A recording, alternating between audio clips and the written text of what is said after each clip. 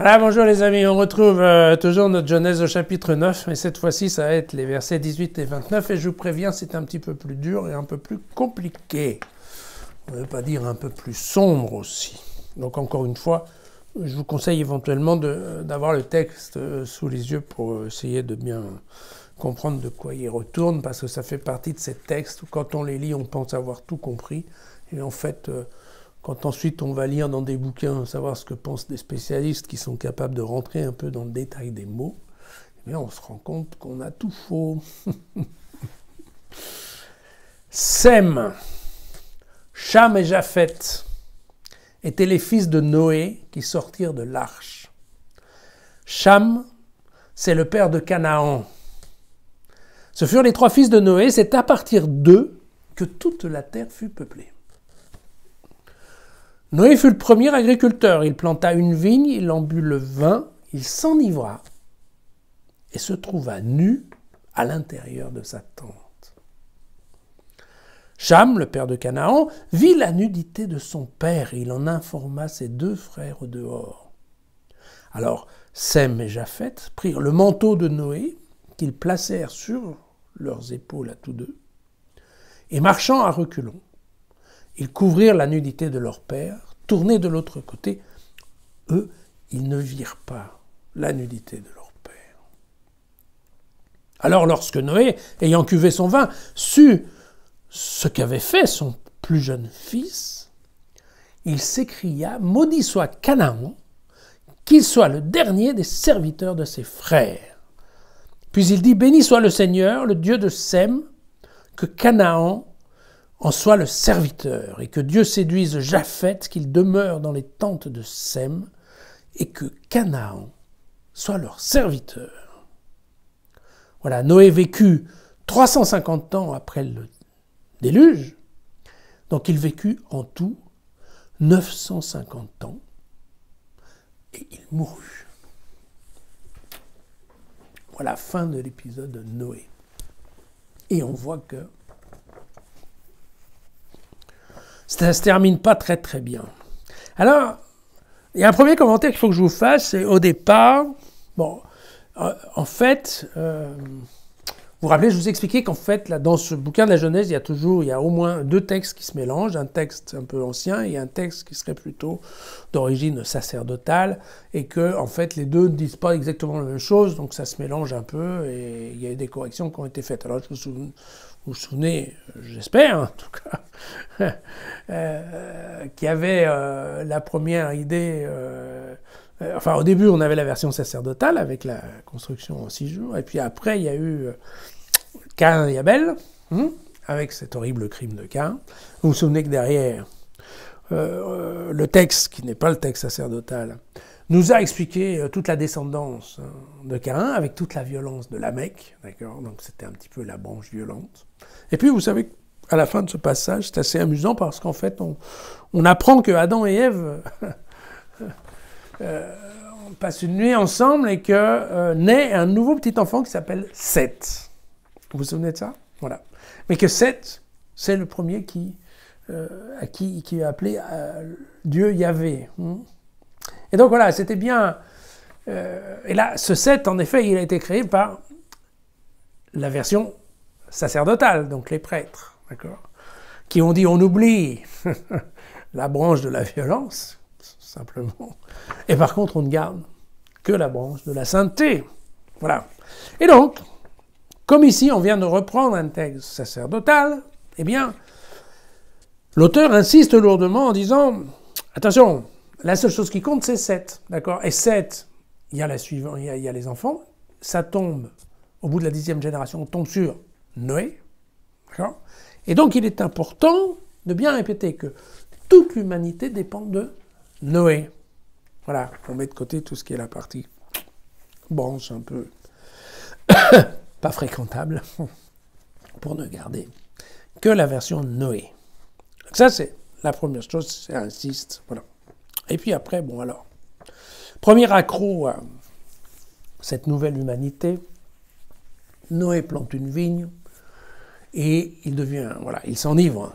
Voilà. Il s'enivre et vous voyez que la conséquence est quand même pas très grave, puisque là, la conséquence, c'est uniquement il décide de se trimballer tout nu, mais dans sa maison, dans sa chambre, dans sa tente. Bon, il n'y a pas tellement de scandale. Sauf que, c'est ce qui nous est raconté dans l'histoire, sauf que Noé a vu la nudité de son père. Vous savez que cette histoire de voir la nudité, vous vous rappelez, c'était déjà un problème. Entre Adam et Ève. Et là, Noé voit la nudité de son père.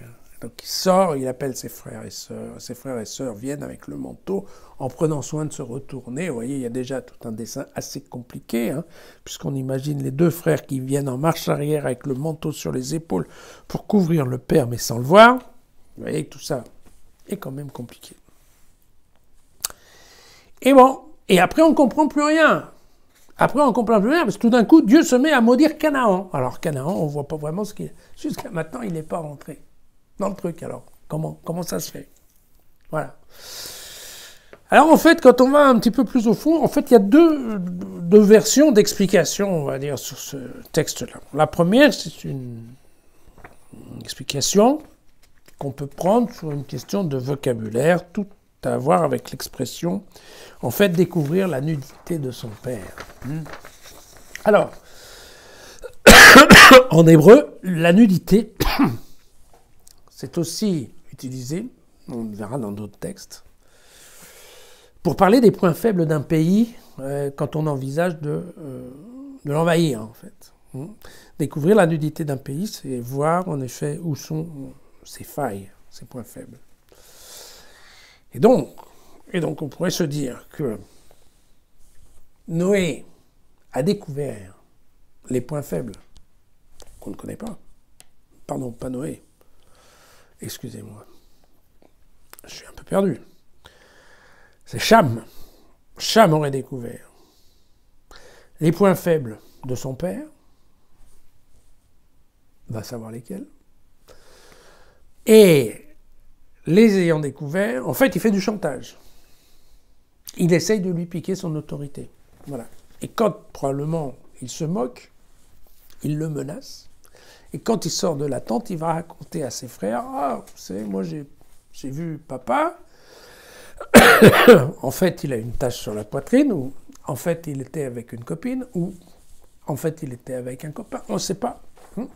Mais j'ai vu ce point faible-là. Et voilà, vous allez voir ce que vous allez voir. Maintenant, c'est nous qui allons commander. Bon, et de toute évidence, ça ne marche pas. Les deux frères ne rentrent pas dans la combine. Et les deux frères vont faire en sorte, effectivement, de redonner l'autorité à leur père. Alors, vous savez que l'autorité et le respect aux parents, c'est quelque chose d'important. Dans la Bible, on le verra ensuite dans le Deutéronome.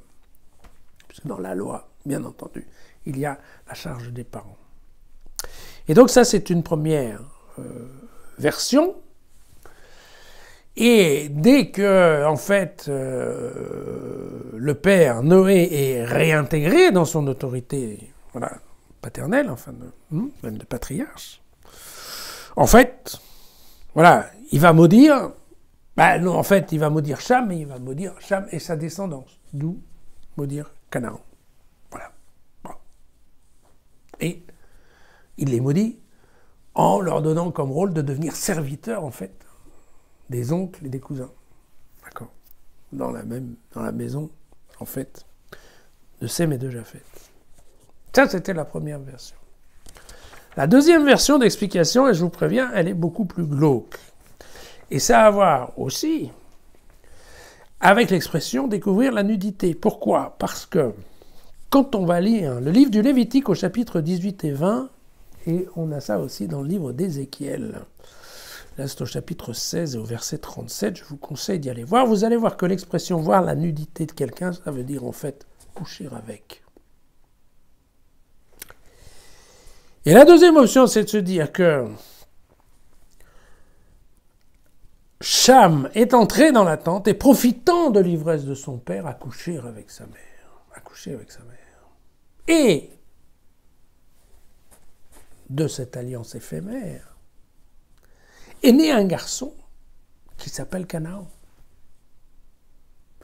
Et donc on se rend compte qu'à ce moment-là, quand Noé dessoule, et qu'il voit apparaître ce petit Canaan, vous comprenez bien que là, pour le coup, là il est maudit. Il est maudit parce qu'en fait, voilà, c'est un bâtard. Et c'est un bâtard de l'inceste. de l'inceste. Un inceste qui n'est pas... évidemment, nous, à notre époque, ça nous fait un peu secouer, hein, mais à l'époque de la Bible, enfin au moins 500, là, l'inceste, c'est quelque chose d'assez courant. Alors, c'est pas pour autant que c'est apprécié, hein, mais par contre, c'est courant. On le trouve. D'ailleurs, vous allez voir un peu plus loin dans le même livre de la Genèse, vous verrez que les filles de Lot, à un moment, couchent avec leur père, pour être sûr d'avoir une descendance, vous voyez. Donc, l'inceste n'est pas vraiment un sujet tabou, on va dire, dans la Bible.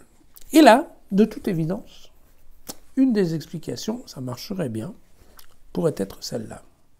Voilà. Il n'échappera à personne que le nom du petit-fils de Noé, hein, le fils de Cham, c'est Canaan. Canaan, on le verra ensuite, c'est le nom, bien évidemment, de la terre promise. Et donc, vous voyez que là, on est bien à la racine du peuple juif, ça se rapproche.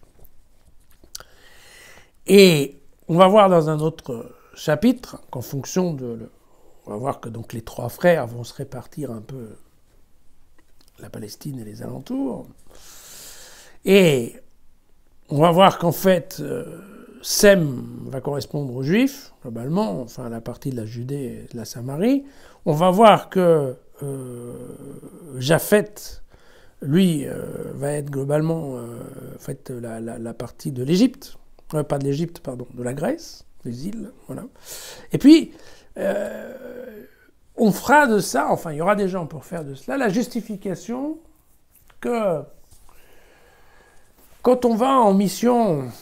et que quand on va s'installer en Afrique, en Amazonie, en Amérique,